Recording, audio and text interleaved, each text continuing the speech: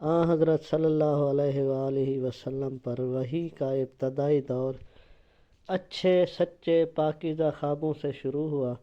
آپ خواب میں جو کچھ دیکھتے وہ صبح کی روشنی کی طرح صحیح اور سچا ثابت ہوتا۔ پھر من جانب قدرت آپ تنہائی پسند ہو گئے اور آپ صلی اللہ علیہ وآلہ وسلم نے غار حرا میں خلوت نشینی اختیار فرمائی اور کئی دن اور رات وہاں مسلسل عبادت اور یاد الہی و ذکر و فکر میں مشغول رہتے، جب تک گھر آنے کو دل نہ چاہتا۔ توشہ ہمراہ لیے ہوئے وہاں رہتے۔ توشہ ختم ہونے پر ہی اہلیہ محترمہ حضرت خدیجہ رضی اللہ تعالیٰ عنہ کے پاس تشریف لاتے اور کچھ توشہ ہمراہ لے کر پھر وہاں جا کر خلوت گزین ہو جاتے۔ یہی طریقہ جاری رہا یہاں تک کہ آپ پر حق منکشف ہو گیا اور آپ غار حرا میں قیام پذیر تھے کہ اچانک حضرت جبریل علیہ السلام آپ کے پاس حاضر ہوئے اور کہنے لگے کہ اے محمد صلی اللہ علیہ وآلہ وسلم پڑھو۔ آپ فرماتے ہیں کہ میں نے کہا کہ میں پڑھنا نہیں جانتا۔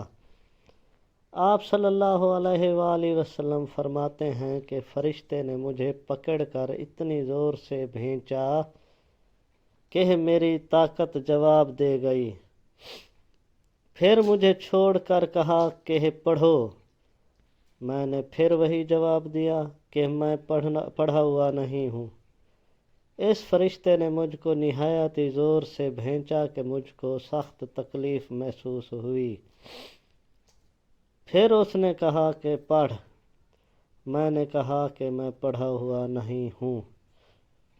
فرشتے نے تیسری بار مجھ کو پکڑا اور تیسری مرتبہ پھر مجھ کو بھینچا، پھر مجھے چھوڑ دیا اور کہنے لگا کہ پڑھو اپنے رب کے نام کی مدد سے جس نے پیدا کیا اور انسان کو خون کی پھٹکی سے بنایا۔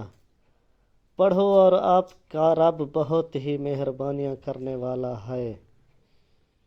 بس یہی آیاتیں آپ حضرت جبرائیل علیہ السلام سے سن کر اس حال میں غار حرا سے واپس ہوئے کہ آپ کا دل اس انوکھے واقعہ سے کانپ رہا تھا۔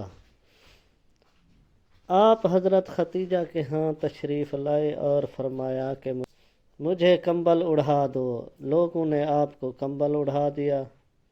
جب آپ کا ڈر جاتا رہا تو آپ صلی اللہ علیہ وآلہ وسلم نے اپنی زوجہ محترمہ حضرت خدیجہ رضی اللہ تعالیٰ عنہ کو تفصیل کے ساتھ یہ واقعہ سنایا اور فرمانے لگے کہ مجھ کو اب اپنی جان کا خوف ہو گیا ہے۔ آپ کی اہلیہ محترمہ حضرت خدیجہ رضی اللہ تعالی عنہا نے آپ کی ڈھارس بندھائی اور کہا کہ آپ کا خیال صحیح نہیں ہے۔ خدا کی قسم آپ کو اللہ کبھی رسوا نہیں کرے گا۔ آپ تو اخلاق فاضلہ کے مالک ہیں۔ آپ تو کنبہ پرور ہیں، بے کسوں کا بوجھ اپنے سر پر رکھ لیتے ہیں۔ مفلسوں کے لیے آپ کماتے ہیں، مہمان نوازی میں آپ بے مثال ہیں اور مشکل وقت میں آپ امر حق کا ساتھ دیتے ہیں۔ ایسے اوصاف حسنہ والا انسان یوں بے وقت ذلت و خواری کی موت نہیں پا سکتا۔ مزید تسلی کے لیے حضرت خدیجہ رضی اللہ عنہا آپ صلی اللہ علیہ وسلم کو ورقہ بن نوفل کے پاس لے گئیں جو ان کے چچا زاد بھائی تھے اور زمانہ جاہلیت میں نصرانی مذہب اختیار کر چکے تھے اور عبرانی زبان کے کاتب تھے۔ چنانچہ انجیل کو بھی حسب منشا خداوندی عبرانی زبان میں لکھا کرتے تھے۔ انجیل سریانی زبان میں نازل ہوئی تھی، پھر اس کا ترجمہ عبرانی زبان میں ہوا۔ ورقہ اس کو لکھتے تھے وہ بہت بوڑھے ہو گئے تھے، یہاں تک کہ ان کی بینائی بھی رخصت ہو چکی تھی۔ حضرت خدیجہ رضی اللہ تعالی عنہا نے ان کے سامنے آپ کے حالات بیان کیے اور کہا کہ اے چچا زاد بھائی، اپنے بھتیجے محمد صلی اللہ علیہ وآلہ وسلم کی زبانی ذرا ان کی کیفیت سن لیجئے۔ وہ بولے کہ بھتیجے آپ نے جو کچھ دیکھا ہے اس کی تفصیل سنائیں۔ چنانچہ آپ صلی اللہ علیہ وآلہ وسلم نے از اول تا آخر پورا واقعہ سنایا، جسے سن کر ورقہ بے اختیار ہو کر بول اٹھے کہ یہ تو وہی ناموس یعنی معزز رازداں فرشتہ جسے اللہ نے حضرت موسیٰ علیہ السلام پر وحی دے کر بھیجا تھا۔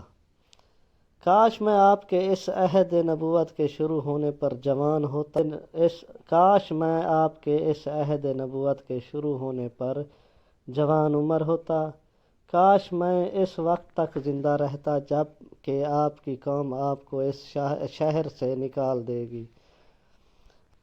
رسول کریم صلی اللہ علیہ وآلہ وسلم نے یہ سن کر تعجب سے پوچھا کہ کیا وہ لوگ مجھ کو نکال دیں گے؟